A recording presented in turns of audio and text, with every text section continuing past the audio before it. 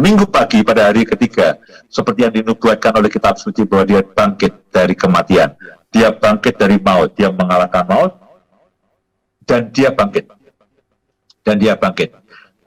Dalam 1 Korintus pasal yang 15, ya tadi sekarang ayat yang ke-14, dikatakan begini, tetapi andai kata Kristus tidak dibangkitkan, di satu sisi dia disalibkan lalu mati, itu untuk menanggung semua dosa kita. Tapi akan ada masalah kalau dia tidak dibangkitkan.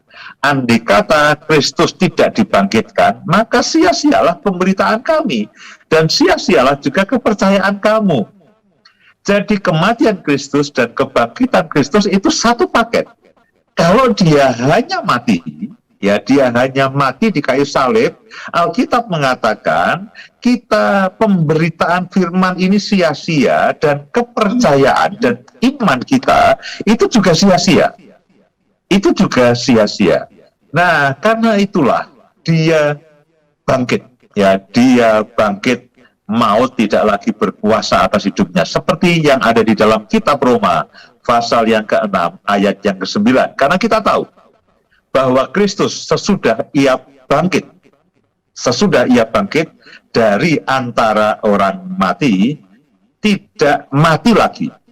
Maut tidak berkuasa lagi atas dia. Puji Tuhan.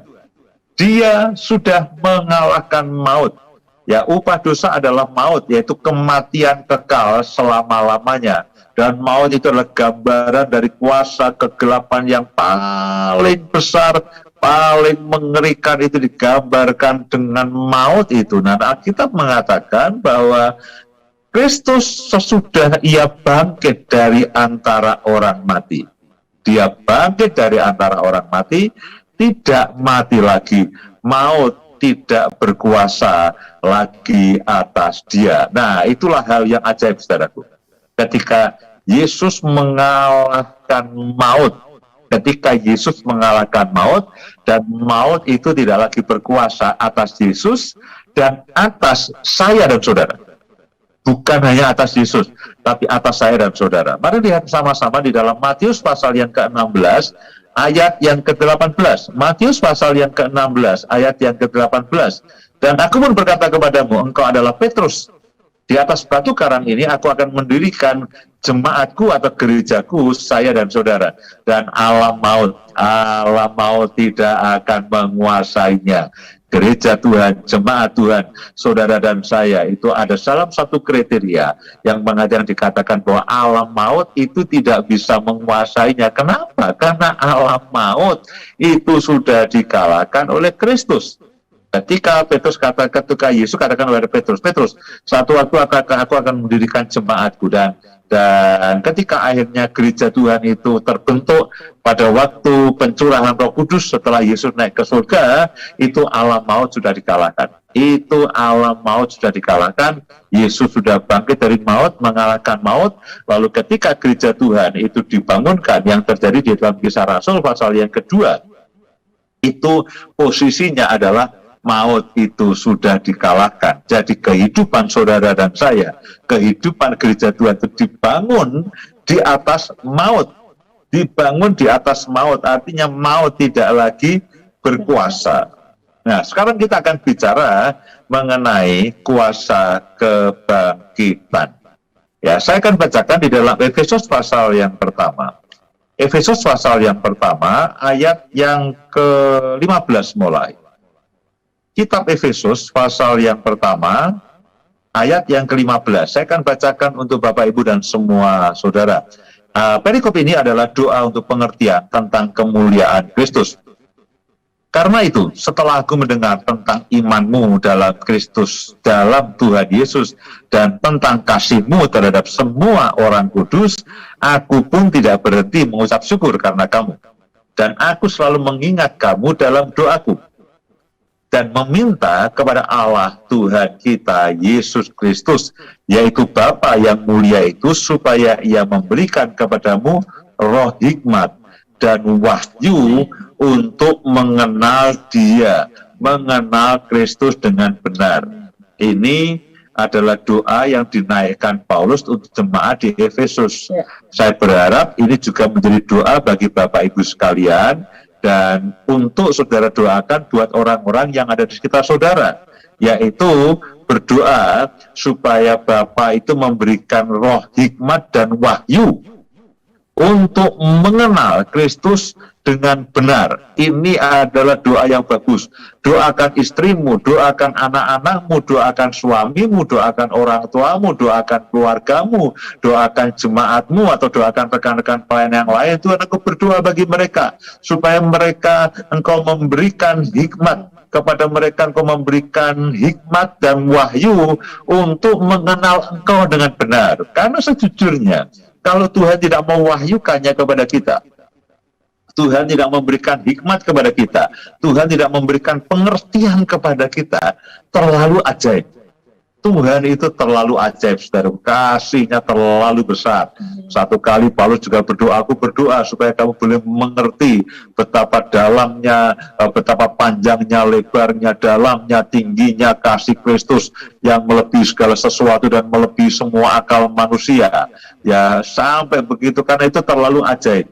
Karena itu seperti juga apa yang didoakan oleh Paulus untuk jemaat di Efesus. Saya juga berdoa, dimanapun saudara mendengarkan akan siaran ini dan menyaksikan akan YouTube ini, saya berdoa, Tuhan juga saat ini memberikan hikmat dan wahyu untuk saudara semuanya, supaya saudara mengenal Kristus dengan benar, mengenal Yesus dengan benar. Dan ayat yang ke-18 itu ajaib, saudaraku. Dan supaya Dia, Kristus, menjadikan mata hatimu terang, agar saudara mengerti, kamu mengerti pengharapan apakah yang terkandung dalam panggilannya, pengharapan apakah yang terkandung dalam panggilannya, betapa kayanya kemuliaan bagian yang ditentukannya bagi orang-orang kudus. Saudaraku, setelah saudara percaya kepada Yesus, Tuhan itu punya panggilan hidup untuk saudara. Dan dikatakan begini, Paulus berdoa, aku berdoa supaya kamu itu mengerti pengharapan apa yang terkandung dalam panggilannya. Ketika Tuhan itu memanggil saudara, memberikan panggilan ilahinya, panggilan surgawinya, memberikan kodrat ilahinya, itu tujuannya apa? Harapannya apa? Seperti misalkan kalau saudara itu katakanlah melamar sebuah pekerjaan, lalu tiba-tiba membuat surat, mendapatkan surat panggilan. Surat panggilan bahwa saudara diterima di dalam pekerjaan, lalu wawancara. Ketika wawancara, saudara akan diberitahukan ini pekerjaanmu, dan yang paling penting, saudara diberitahukan kalau kamu bisa mengerjakan ini, kamu akan dapat mendapatkan bayaran gaji sebesar ini. Ketika saudara menerima panggilan itu, saudara berharap. Ketika saudara menerima panggilan kerja, saudara berharap, berapa besar gaji yang saya akan terima. Nah, pengharapan itulah yang sama, gambarannya sama dengan pengharapan yang dalam panggilan Kristus. Ketika Tuhan itu memanggil saudara, pengharapan apakah yang terkandung dalam panggilannya, dan betapa kayanya kemuliaan bagian yang ditentukan Kristus bagi orang-orang kudus. Tuhan punya panggilan dalam kehidupan saudara. Tuhan punya kodrat ilahi. Tuhan punya nasib untuk saudara dan saya yang sudah ditetapkan. Engkau akan berkemenangan, hidupmu akan diberkati, engkau akan melayani banyak jiwa-jiwa, engkau diberkati untuk menjadi berkat, engkau akan melayani jiwa-jiwa. Nah, saudara itu begini, perhatikan baik-baik. Pada waktu kita ditebus, itu pengakuan iman kita. Ketika kita katakan, Tuhan, ampuni dosaku, tebuslah dosaku, dalam waktu sekejap, itu pengampunan yang daripada Tuhan itu terjadi. Dalam waktu sekejap, pengampunan yang daripada Tuhan itu terjadi. Setelah itu, saudara hidup sebagai anak Tuhan. Saudara hidup sebagai orang Kristen, menjadi saksi. Berbuah-buah dalam kehidupan. Berbuah, mengeluarkan buah roh. Mengeluarkan karakter ilahi. Saudara melayani. Ya, saudara ambil bagian di dalam pelayanan. Lalu saudara hidup dalam kehidupan ini. Nah, untuk menerima penebusan, saudara hanya diperlukan pengakuan dosa saudara dan Tuhan ampuni aku. Tapi untuk menjalani kehidupan di dalam menyelesaikan panggilan surgawi, menyelesaikan rencana Allah dalam kehidupanmu, nah itu waktunya panjang. Itu waktunya puluhan tahun, belasan tahun, puluhan tahun. Nah, lalu masalahnya adalah, Pak, yang sanggup siapa? Siapa yang memberikan jaminan bahwa saya bisa menyelesaikan pertandingan iman ini dengan baik? Siapa yang bisa memberikan jaminan bahwa saya bisa menyelesaikan akan panggilan Tuhan? Siapa yang bisa memberikan jaminan saya bisa menyelesaikan rencana Allah dalam kehidupan saya? Nah, jawabannya ada di dalam ayat yang ke-19. Dan betapa hebat kuasanya bagi kita yang percaya. Sesuai dengan kekuatan kuasanya yang dikerjakan dalam Kristus, dengan membangkitkan dia dari antara orang mati dan mendudukkan di sebelah kanannya di surga, jauh lebih tinggi dari segala pemerintah dan penguasa dan kekuasaan dan kerajaan dan tiap-tiap nama yang dapat disebut. Bukan hanya di dunia ini saja, melainkan juga di dunia yang akan datang. Dan bahkan dikatakan begini, segala sesuatu telah diletakkannya di bawah kaki Kristus, dan Kristus telah diberikannya kepada jemaat, yaitu saudara dan saya, sebagai kepala dari segala sesuatu, segala yang ada. Jemaat yang adalah tubuhnya, yaitu kepenuhan dia, yang memenuhi semua dan segala sesuatu. Saya akan terangkan dalam bahasa sederhana, dalam bahasa sehari-hari. Pak, maksudnya apa? Bapak baca ayat panjang sekali. Saudaraku, begini, dalam bahasa terjemahan Alkitab dalam firman Allah yang hidup mungkin akan menolong, karena ini dalam bahasa yang lebih sederhana dan sehari-hari. Dalam Efesus pasal yang pertama ayat 19 katakan begini, saya berdoa, Paulus berdoa, ya, supaya saudara mengerti betapa besar kuasa Tuhan untuk menolong mereka yang percaya. Kuasa besar itulah yang membangkitkan Kristus dari antara orang mati dan mendudukkan dia di tempat kehormatan di surga di sebelah kanan Allah. Nah, saudaraku, saudara dan saya kan masih menjalani kehidupan dengan semua pencobaannya, dengan semua masalah, dengan semua pergumulannya. Lalu kita dapat kuasa dari apa? Nah, kita mengatakan bahwa ada kuasa yang besar yang menolong saudara. Itu kuasa yang diberikan oleh Tuhan untuk menolong saudara dan saya yang percaya kepadanya. Nah, kalau saudara tanya, Pak, kuasa itu sebesar apa? Kan pertanyaannya itu, kuasa itu sebesar apa? Kalau saya memberi uang pada saudara, ya saudaraku pergilah ke luar negeri, ini uangnya. Saudara kan tanya, Pak, uangnya berapa banyak? Ini buat beli tiket cukup atau tidak? Atau hanya buat nge-grab atau di dalam kota? Ini bisa buat beli tiket tidak? Ini bisa buat hidup saya sebulan atau tidak? Saudara kan tanya, Pak, uang yang Bapak berikan kepada saya berapa? Ini tugasnya besar sekali, lama sekali. Nah, itu akan menentukan. Nah, demikian juga, saudara kan saya masih hidup di dunia ini dengan segala pergumulannya, dengan semua masalah. Hari ini ada masalah, minggu depan ada masalah, bulan depan ada masalah, tahun depan ada masalah.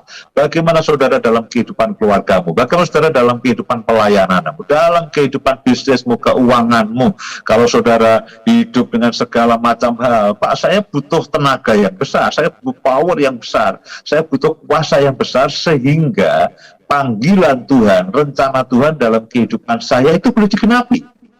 Sehingga kodrat ilahi yang Tuhan tetapkan itu boleh digenapi. Nah, Tuhan Yesus, Alkitab mengatakan begini, supaya saudara itu mengerti betapa besar kuasanya untuk menolong saudara yang percaya kepada Yesus. Menolong apa? Menolong menggenapi rencana Allah dalam kehidupan saudara dan saya. Nah, kuasa yang besar itu sama dengan kuasa Tuhan yang dipergunakan untuk Yesus itu bisa mengalahkan maut dan bangkit dari kematian. Itu kan butuh power yang besar.